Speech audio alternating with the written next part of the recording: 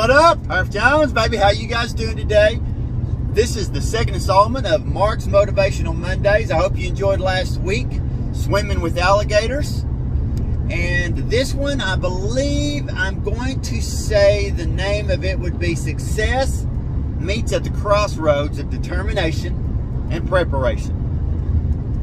I am driving down the road, but it's straight road, 35 miles of straight road. Had to run an errand this morning before I meet my wife at church. But success meets at the crossroads of determination and preparation. Since 790 BC, there have been Olympic type or track type running events since 790 BC. They still go on today, of course. But in 1954, May 6, 1954, something happened that had never happened before. So you're looking at 790 BC all the way to 1954 and something happened that had never happened? Are you kidding me? That's 2,800 years. That's a long time. But something happened that had never happened before. And that thing that happened was a human being by the name of Roger Bannister ran a mile in under 4 minutes.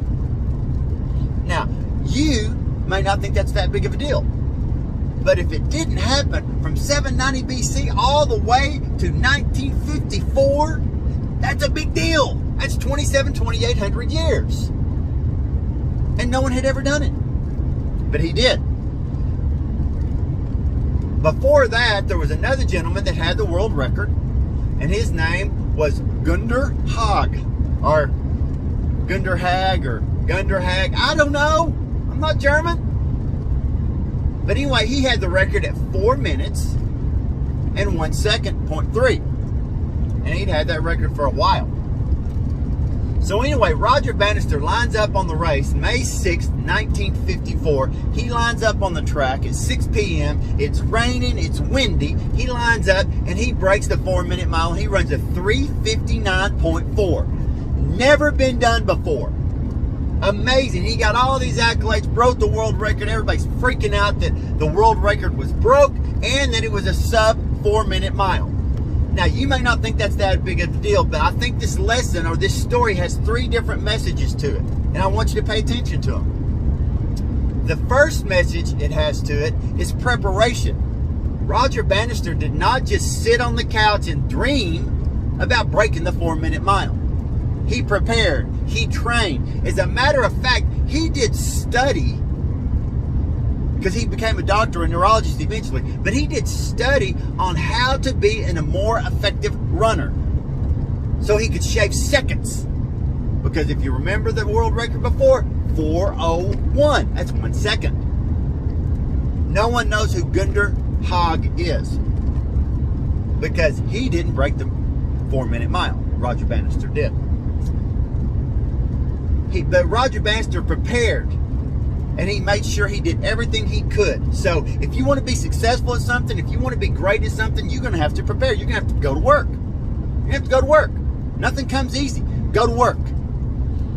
Second thing that I think we need to take in consideration is he did not do it alone. And you're thinking, well, you didn't tell us anything. Okay, I'm telling you now. He did not do it alone. He had a friend by the name of Chris Brasher. Chris Brasher was an exceptional miler as well.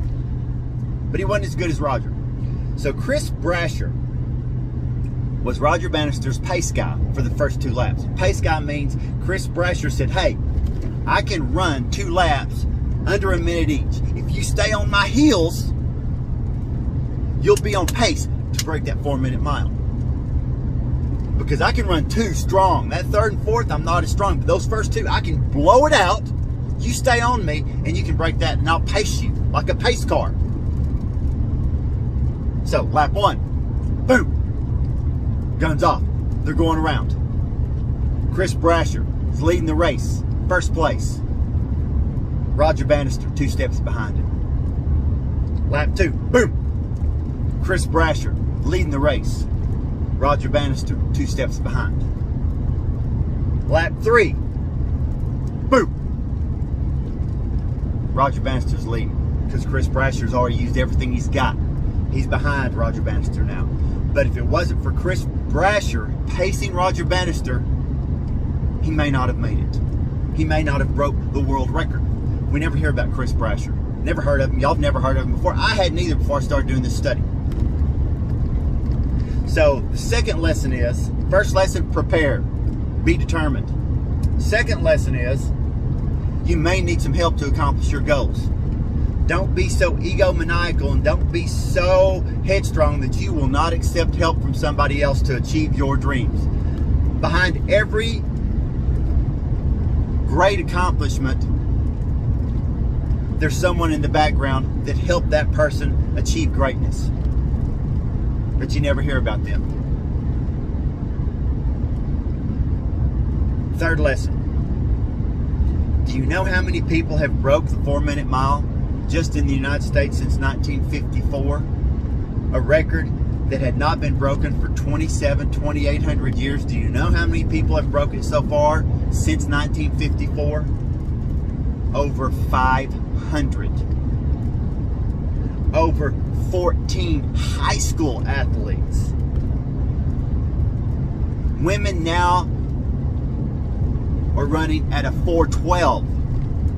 And in 1954, they said nobody could ever break the 4-minute mile. And now we have over 500 just in the United States alone. And it's broke all the time. Why is that? Is it because of, all of a sudden distance got shorter? No, it's not. It's because other people saw someone accomplish greatness.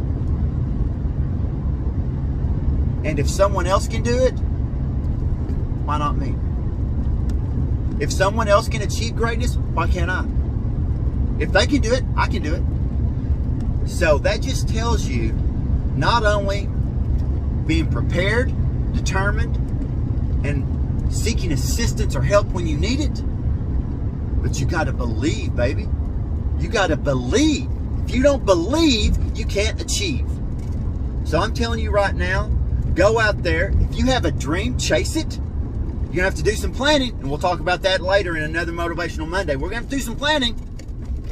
But go out there, chase the dream, and make it happen. Deuces, I'm out.